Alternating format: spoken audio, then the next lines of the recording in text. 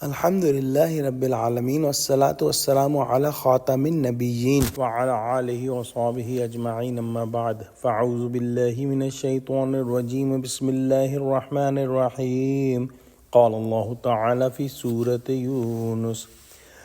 وما تكون في شأن وما تتلو منه من قرآن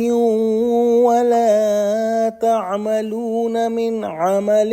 إلا كنا عليكم شهودا إذ تفيضون فيه وما يعزب عن ربك من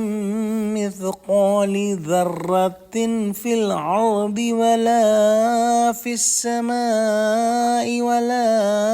أصغر من ذلك ولا أكبر إلا في كتاب مبين۔ ترجمہ: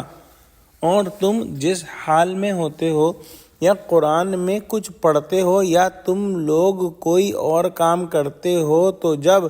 اس میں مصروف ہوتے ہو تو ہم تمہارے سامنے ہوتے ہیں اور تمہارے پروردگار سے ذرہ برابر بھی کوئی چیز پوشیدہ نہیں ہے، نہ زمین میں نہ آسمان میں، اور نہ کوئی چیز اس سے چھوٹی ہے یا بڑی مگر کتاب روشن میں لکھی ہوئی ہے۔ پچھلی آیتوں میں ہم نے قرآن کریم کے اوصاف پڑھے کہ وہ سراپا نور ہدایت، شفاء قلوب، نعمت عظمیٰ اور رحمت کبریٰ ہے۔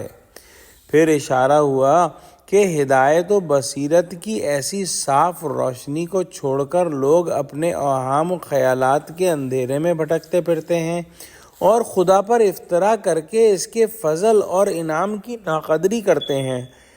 اس آیت میں متنبہ کیا کہ لوگ کس حال میں ہیں اور پیغمبر علیہ السلام کی کیا شان ہے۔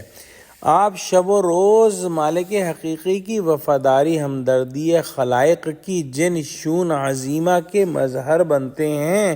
خصوصاً آپ صلی اللہ علیہ وآلہ وسلم کی جو امتیازی شان قرآن پڑھنے پڑھانے کے بعد ظاہر ہوتی ہے، یعنی قرآن کے ذریعے سے جو جہاد آپ کر رہے ہیں وہ سب خدا کے حضور میں ہے، اور لوگ جو کچھ اچھا یا برا معاملہ کرتے ہیں وہ بھی سب اللہ سبحانہ و تعالیٰ کی نظر کے سامنے ہے۔ جس وقت مخلوق کوئی کام شروع کرتی ہے اور اس میں مشغول و منہمک ہو جاتی ہے، خواہ اسے خدا کا تصور نہ بھی آئے، خدا اس کو برابر دیکھ رہا ہے۔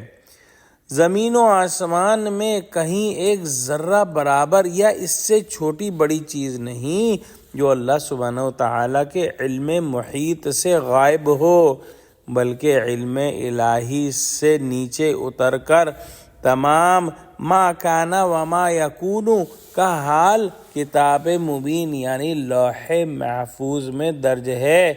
جسے عالم تدبیر میں صحیفہ علم الہی کہنا چاہیے۔